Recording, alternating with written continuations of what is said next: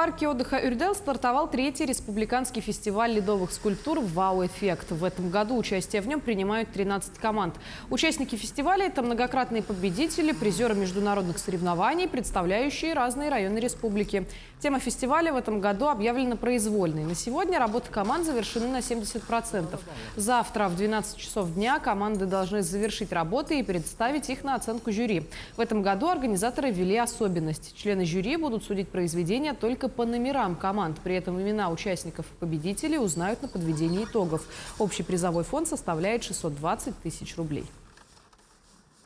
В этом году парк Юрдел проводит уже третий традиционный уже фестиваль, ледовый фестиваль. В этом году мы назвали его «Вау-эффект», то есть мы хотим получить от экспозиции, композиции, как говорится, вау-эффект. Да? Люди должны удивиться или размерами, или интересной подачей, тематикой.